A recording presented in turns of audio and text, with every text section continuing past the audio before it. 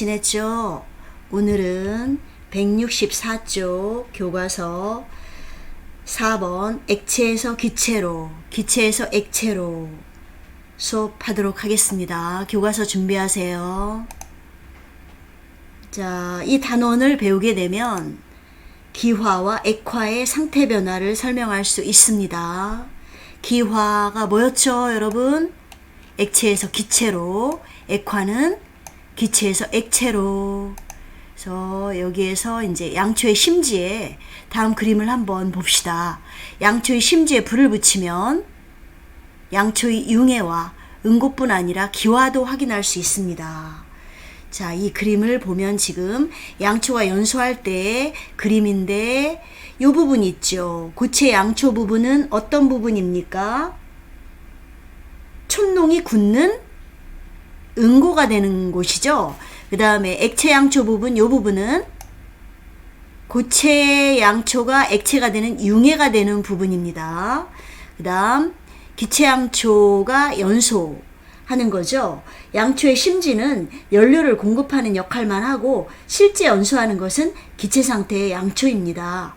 심지에 불을 붙이면 초가 녹으면서 액체 상태의 초가 심지를 타고 올라가 심지의 끝부분에서 기화하여 연소됩니다. 이때 심지는 연료를 계속 공급하는 역할을 합니다. 다시 한번 확인합시다. 양초의 주성분이 뭐였죠? 바로 파라핀이었죠. 양초가 연소될 때는 기체 상태에 파라핀이 연소하는 겁니다. 심지 주변에서는 양초가 융해하여 액체가 되고, 자, 이 부분이 융해하여 액체가 되는 부분입니다. 이 액체 상태의 촛농이 심지를 타고 올라가서 기화돼서 연소가 됩니다. 또한 심지를 타고 올라가지 않은 액체 상태의 촛농은 아래로 흘러내려서 그대로 고체가 되는 응고가 되는 부분입니다. 이 부분은 잘 기억해 두세요. 교과서 164쪽에 함께 시작하기 를 보면 아프리카의 물 부족 문제를 해결해 보자 있습니다. 한번 같이 봅시다. 이탈리아의 한 디자이너는 일부 아프리카 지역의 물 부족 문제를 해결하기 위한 방법의 하나로 단단한 구조물에 그물을 씌운 형태의 와카워터라는 이런 장치를 만들었다고 합니다. 와카워터가 무엇일까요? 또 이거는 어떤 과학적인 원리가 숨어 있을까요?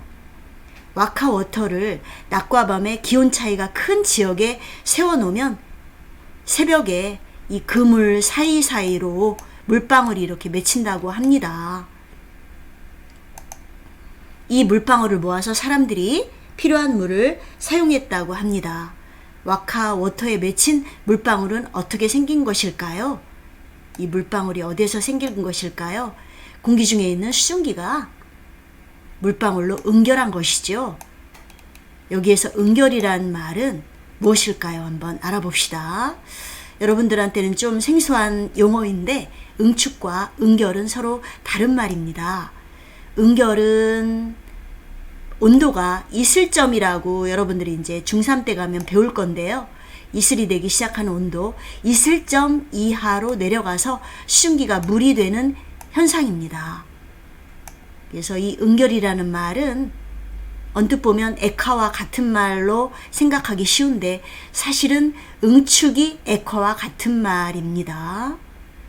그 다음에 여러분들이 이제 쉽게 가지는 오개념으로 물을 끓이게 되면 수증기가 생기는데 그 위에 이제 안경을 낀 얼굴을 갖다 대면 안경에 김이 서리지요. 그때 그 김은 뭘까요?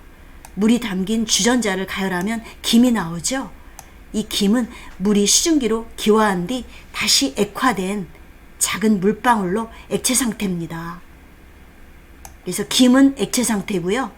물이 끓어서 나오는 수증기는 우리 눈에 보이지 않는 기체 상태가 되겠습니다. 김과 수증기를 여러분들 혼돈하지 마세요. 다시 한번 정리합니다. 여러분들이 쉽게 가지는 오개념으로 김은 수증기가 아닙니다. 김은 물이 수증기로 기화한 뒤에 다시 액화된 작은 물방울로 액체 상태입니다. 김은 액체 상태. 물이 끓어서 나오는 수증기는 우리 눈에 보이지 않는 기체 상태. 자, 응축과 응결, 또 액화, 어떤 다른 점이 있는지 다시 한번 여러분들 기억하세요. 자, 적정 기술이란 말이 교과서는 없지만 교사용 지도서에 잠깐 나오기 때문에 여러분들한테 소개합니다. 적정 기술은 그 기술이 사용되는 사회 공동체의 정치적, 문화적, 환경적 조건을 고려해 해당 지역에서 지속적인 생산과 소비가 가능하도록 만들어진 기술입니다. 라이프 스트로와 같은 구호 제품이나 농업 제품, 교육 제품 등 범위도 다양하다고 합니다. 이 와카워터도 적정 기술 중에 하나인데 아프리카 지역에서 자라는 와카나무로 그물을 엮어서 뼈대를 세운 뒤에 그 안에 나일론 소재의 그물을 설치한 구조입니다. 아프리카의 이디오피아와 같이 물이 부족하고 낮과 밤의 기온차가 큰 곳에 설치해서 밤사이에 공기 중에 수증기가 요 그물 사이사이에 물방울로 맺히면 탑 아래로 이렇게 하단에 물이 고인다고 합니다. 이 하단에 물이 고이면 옆에 사진 보이죠? 그 물을 필요한 곳에 요긴하게 사용한다고 합니다. 자, 적정 기술과 와카워터에 대해서 잠시 소개했고요. 이 와카워터에 관한 자료와 여러 가지 소개 글은 요 누리집에 있다고 하니까 궁금하시면 여러분들 참고해 보세요. 찾아보세요. 그래서 이제 이 액체와 기체, 액체에서 기체로, 기체에서 액체로 우리가 지금 배우고자 하는 액화와 기화에 대한 정의에 대해서 다시 한번 우리 알아봅시다. 기화는 액체에서 기체로 상태가 변하는 거죠. 물 끓이면 물의 양이 점점 줄어듭니다. 어항의 물이 점점 줄어들죠. 증발하면서 줄어들죠. 증발도 기화입니다. 또 젖은 머리카락을 헤어드라이어로 말리는 것도 기화죠. 손등에 알코올을 바르면 알코올이 사라지는 것도 기화입니다. 자, 그 다음 액화는 뭡니까? 기체에서 액체로 상태가 변하는 거죠. 액화의 예로 뭐가 있습니까? 이른 새벽 풀잎에 이슬이 맺히는 거, 아까 와카워터, 그 촘촘한 그물 사이사이에 공기 중에 수증기가 물방울로 맺히는 거, 전부 액화죠. 그 밖에 목욕탕 유리에 김이 서리는 거, 여러분들 안경 쓰고 있다가 추운 겨울에 실내로, 따뜻한 실내로 들어가면 안경에 김이 서리죠. 아까 김은 액체라고 그랬죠. 수증기와 다르다고 했습니다.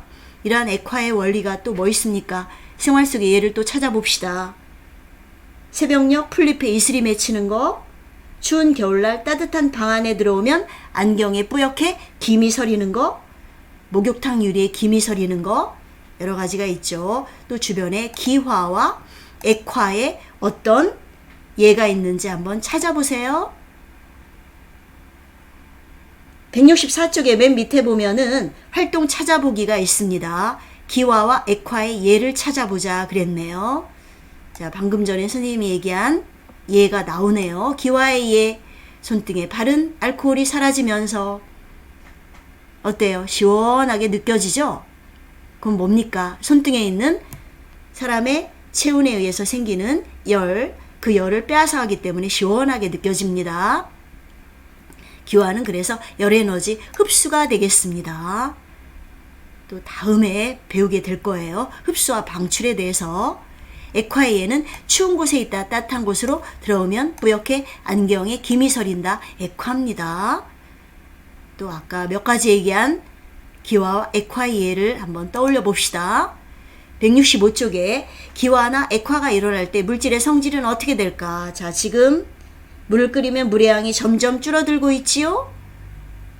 그 다음 이른 새벽 풀잎에 이슬이 맺히는 거 사진에 보이고 있습니다. 배움활동, 물의 상태 변화 관찰하기, 교과서 165쪽을 봅시다. 이 실험의 목표는 물을 이용하여 액체와 기체 상태의 상태 변화를 설명할 수 있다입니다. 같이 한번 내용을 보도록 합시다.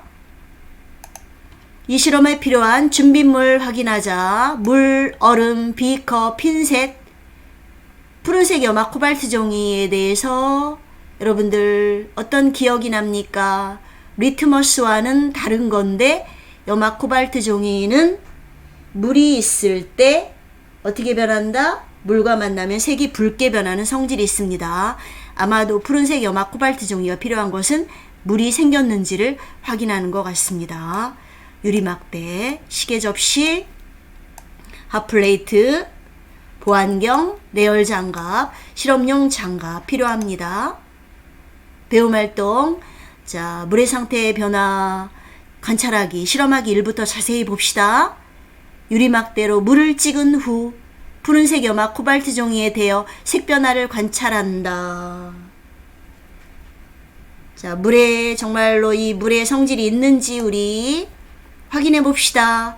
푸른색 염화 코발트 종이는 물에 닿으면 붉게 변해. 붉게 변할까요?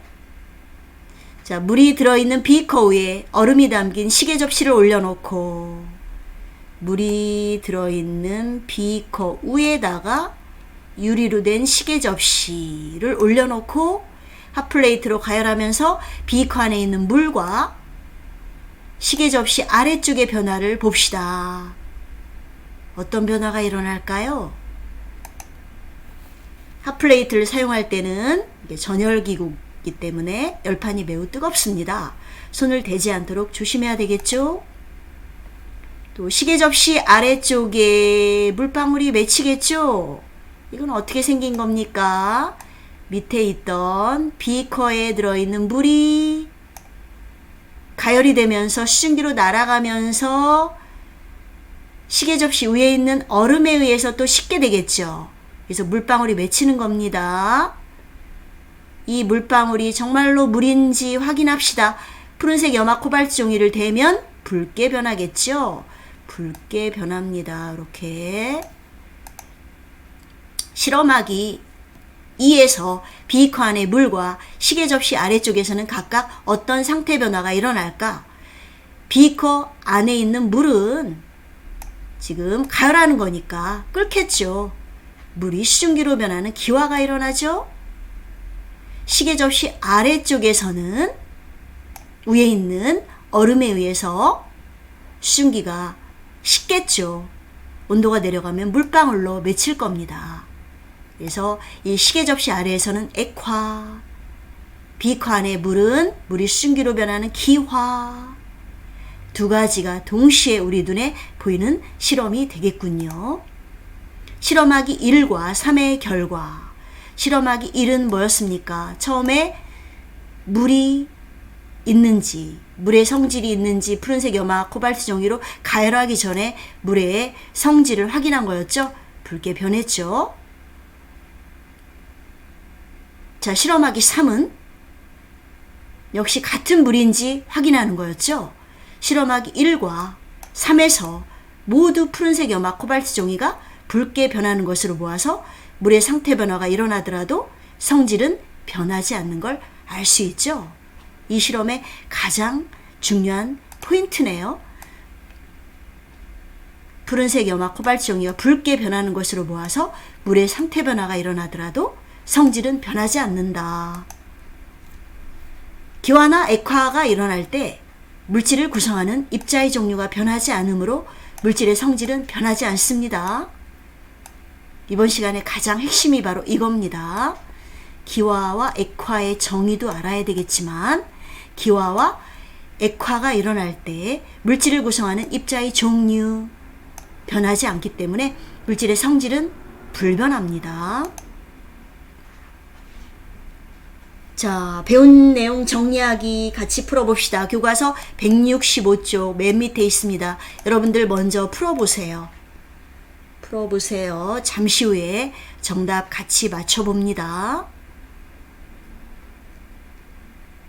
2번은 서술형이네. 여러분이 생각한 정답을 한번 서술형으로 꼭 들어가야 할 용어가 포함된 문장으로 서술해 봅시다. 1. 상태 변화 중 액체에서 기체로 변하는 게 뭐다? 기화다. 기체에서 액체로 변하는 건 액화다. 이건 다 알고 있는 거고요. 차가운 음료를 담은 컵. 목말라, 물이 먹고 싶어, 목말라 할 때 냉장고에서 이제 물을 꺼내. 시원하지 않네? 얼음을 넣어볼까? 그래서 이제 물에다 얼음을 둥둥 띄웠더니 컵 주변에 송송송 물방울이 맺혔어요. 이 수증기는, 이 물방울은 어디에서 온 걸까요? 컵 주변에 있는 수증기가 이 차가운 얼음에 의해서 액화가 된 거죠. 물방울로 액화돼서 컵 표면에 송글송글 맺힌 겁니다. 이 물방울은 안에 있는 물이 바깥으로 뛰쳐나간 게 아니라 밖에 있는 수증기가 물방울로 맺힌 액화 현상이었습니다. 이런 식으로 정리를 해보세요. 차가운 음료를 담은 컵 주변의 수증기가 물방울로 액화하여 컵 표면에 맺힌 것이다 라고 적도록 합시다. 수행평가에 대비해서 이런 식으로 문장을 잘 서술형의 답을 정리하는 그런 습관을 가지도록 합시다. 자, 오늘 수업한 걸 스스로 평가해 봅시다. 액체와 기체 사이의 상태 변화. 아까 김하고 수증기의 차이점 얘기했죠? 또 오늘 배운 게 기화와 액화입니다. 기화는 뭡니까? 액체가 기체로, 기화와 액화가 일어날 때 물질의 성질이 변하지 않는다. 물의 성질도 변하지 않기 때문에 실험에서도 실험 전과 후에서의 그 물의 성질이 변하지 않는 걸 푸른색 염화 코발트 종이가 붉게 변하는 걸로 물의 성질이 변하지 않았구나. 처음에 있던 물 그대로의 성질이구나 하는 거 여러분들이 알았죠? 기화 다시 정리하면 액체에서 기체로. 기화에 의해 물을 끓이면 그 양이 줄어든다. 손등에 알코올 바르면 알코올이 기화해서 사라진다. 어항에 물이 줄어든다. 젖은 머리카락을 말리면 헤어드라이기로 말린다. 상태가 변하는 현상. 액화에 얘는 새벽녘 풀잎에 수증기가 액화하여 생긴 이슬이 맺힌다. 추운 겨울에 따뜻한 방 안에 들어오면 차가운 안경 표면에 방 안의 수증기가 액화하여 뿌옇게 김이 서린다. 액화 공정 기술입니다. 천연가스라고 여러분들 들어봤죠? 천연가스는 기체 상태 물질로 부피가 매우 커서 장거리 수송이나 다량 수송에 있어서 효율성이 떨어지는데, 특히 우리나라는 이 천연가스를 수입하잖아요. 천연가스를 수송할 경우에 수많은 비용과 시간이 드는데, 기체 상태의 천연가스를 액체 상태로 변화하여 수송할 경우에 그 부피가 600분의 1로 감소해서 비용적으로 효과적이래요. 그래서 액화 공정 기술을 통해서 액화 천연가스로 만든 후에 특수한 운반선을 이용해서 수송을 한다고 합니다. 자, 다음은 소단원 형성평가입니다. 문제 같이 풀어봅시다. 액체와 기체의 상태 변화에 대한 설명으로 옳지 않은 것은, 자, 2번 얘는 풀잎에 이슬이 맺히는 건 공기 중에 있는 수증기가 물방울로 맺히는 액화였죠. 나머지는 맞는지 우리 같이 한번 확인하자. 1. 물이 끓을 때 기화가 일어나죠. 액체가 기체로 되는, 물질의 상태가 기체에서 액체로 되는 게 액화, 액체에서 기체로 되는 건 기화. 마지막 걸 보세요. 액체로 되죠. 그러니까 액화. 마지막에 기체로 되면 기화입니다. 물론 기체와 액체에서 마지막 걸 보란 얘기입니다. 고기, 기고는 승화였죠. 고액, 융의, 액고, 응고. 얼음물이든 컵 표면에 물방울이 맺히는 건 액화. 자, 조금 더 다른 형태의 문제를 우리 같이 풀어봅시다. 그림은 물의 상태 변화 나타낸 것이다. 이 과정 중에 물이 상태 변화할 때 부피가 증가하는 경우를 모두 고르시오. 물만 예외라는 거. 어떨 때? 액체가 고체로 될 때 부피 증가한다고 그랬죠? 물이 얼 때 볼록 튀어나오죠? 이거 부피 증가하네. 나머지는 똑같습니다. 물이 기체로 될 때, 수증기로 될 때 부피 증가. 그 다음 얼음이 수증기로 될 때 부피 증가. 정답 가다라. 다시 한번 시간 줄 테니까 보세요. 다음 그림은 양초가 타고 있는 모습을 나타낸 것이다. ABC에서 일어나는 상태 변화. 아까 쌤이 잠시 얘기했던 거지요? 뭡니까? A에서는 촛농이 굳는 고체가 액체로 되는 게 아니라 이거는 촛농이 B에서 지금 고체가 액체로 융해가 되고 있잖아요. 액체 상태에 촛농이 굳잖아. A가. A는 응고, B는 고체가 액체로 되는 융해. 2번이 맞네. C는 녹은 양초가 기화하는 거지요. 양초가 기화할 때 불이 붙죠. A는 응고, B는 융해였습니다. C는 기화였고요. 요거 알면 나머지 말도 틀리죠. 다음 시간은 고체와 기체의 상태 변화에 대해서 알아봅시다. 다음 시간에 만나요. 안녕.